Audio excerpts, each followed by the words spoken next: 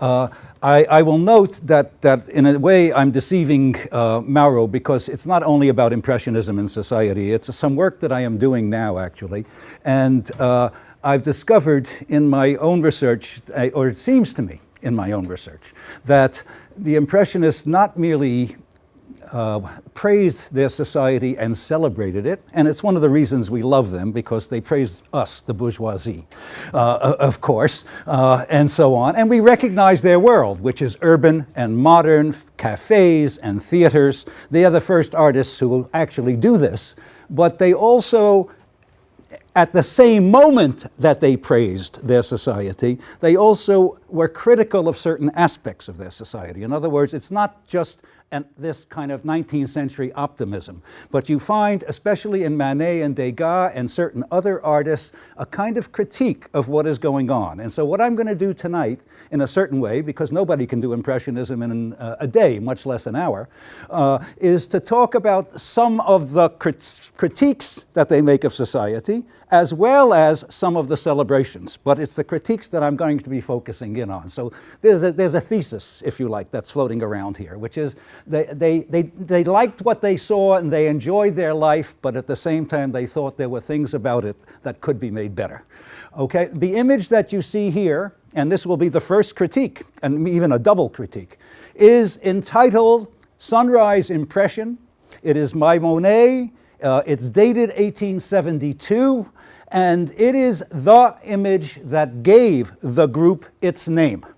In other words, this is the painting that offended so many people, and I mean it in a certain way, and we'll talk about why it offended people, that the critic Louis Leroy, who was the great art critic of the late 19th century, said that any wallpaper in Paris would do better than this, okay? In other words, the argument that he made, little did he know, okay? The argument that he made, by the way, this is classic academics, you see. Academics get it wrong occasionally, okay? The argument that he made was that, A, it wasn't a painting. That is, it didn't qualify as a painting, and it was not shown in the salon, it was shown outside, okay? It didn't qualify as a painting because it was merely a sketch, an impression. It was not finished, and it was not about anything. That is, it doesn't tell a story, okay? It doesn't tell a story. It doesn't show you animals. It's not a genre painting. There are no nudes in it. There's no biblical allegory. There's no allegory from Ovid's Metamorphosis and Greco-Roman culture, okay? Now, the key here is that he missed it, of course. And let me tell you what they thought paintings were at that time, because they actually knew, okay? In our postmodern world, we don't know what a work of art is. I might present this as a work of art. And the answer is, well, I'm asking you to look at it as a work of art rather than as a coffee cup. And by the way, epistemologically legitimate. That is, in terms of a theory of knowledge, no problem.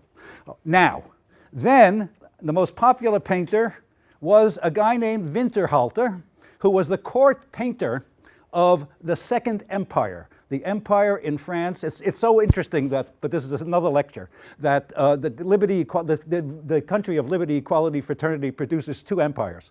That is, two Napoleonic empires. Okay, this is Napoleon III, and this is his Eugenie, who is his empress, and her ladies-in-waiting. We know who Eugenie is, we know who the ladies-in-waiting is. It is static, it is clear, it is about an aristocracy, it is flattering, and so on and so forth. That's the kind of thing that they regarded as a painting. This is a painting by a very good artist, may I add, who still is important, Puvis de Chauvin, okay, who is still very important, and it is called Summer. And it is an allegorical painting. In other words, the painting tells a story by putting people in certain places and in certain positions.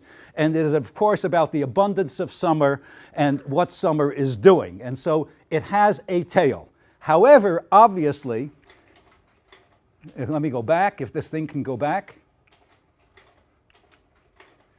Back. I'll do it by hand. I'm going to do it by, this is what you get when you try to use technology and so on. But I'll just do it by hand, and we'll move back.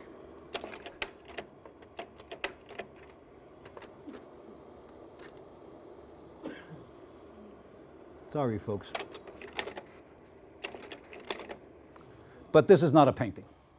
Okay, all right? It is not a painting because it doesn't fulfill what it is that a painting is.